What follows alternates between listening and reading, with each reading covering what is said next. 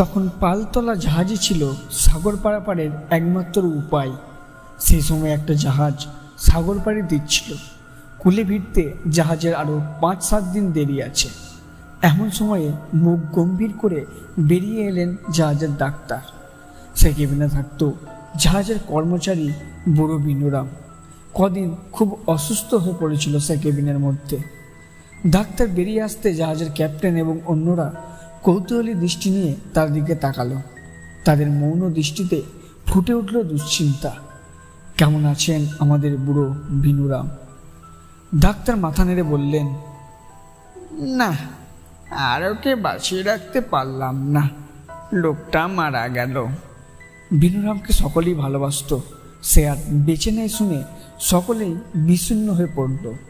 জাহাজের উপরে মাঝসাগরে কেউ মারা গেলে তাকে সলিল সমাধি দেওয়া হয়, কিন্তু বুড়োকে সকলেই ভালোবাসত বলে ক্যাপ্টেন বললেন, আর মাত্র 4 দিন বাদেই জাহাজ গিয়ে কুলে ভিড়বে।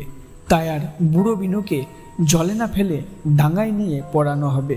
একজন করে নাবিক সবসময় ওই কেবিনের সামনে পাহারা দেবে।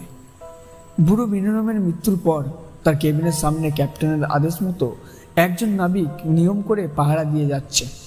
এইভাবে 5 দিন কেটে গেল। মনে করা গেছিল 4 দিনে ডাঙার দেখা পাওয়া যাবে, কিন্তু এটা সফল হলো না। বিপরীত বায়ুর চাপে জাহাজটা কুল থেকে অনেক দূরে সাগরের মধ্যে সরে গেল। সিঙ্গির কুলে ভিড়বার আর সম্ভাবনা রইল না। ক্যাপ্টেন জানালেন, আর মৃতদেহ আটকে রেখে লাভ নেই। আজ রাত পেরোলেই কাল সকালে আমরা ওই মৃতদেহ জলে ভাসিয়ে দেব। সেদিন রাত্রে কেবিনের সামনে পাহারায় ছিল এক নাবিক। একটা কাঠের কড়িতে পেরেকের গায়ে একটা লণ্ঠন ঝোলানো ছিল। লণ্ঠন থেকে ভালো করে আলো আসছিল না। আলোটা বাড়ানোর জন্য সে উঠে দাঁড়িয়ে লণ্ঠনের পলতে হাত দিতে গেল। পর মুহূর্তেই দড়াম করে একটা শব্দ শুনে ঘাড় ফিরিয়ে দেখলেন কেবিনের দরজা দুটো হাট করে খোলা।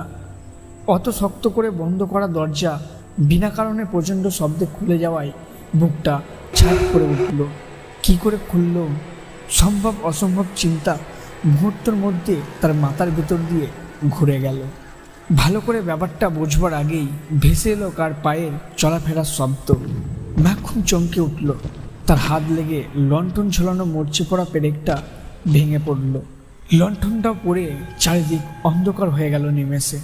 পিছন ফিরে ম্যাকখুম বড় বড় পা ফেলে উঁচু ডেকে ওঠার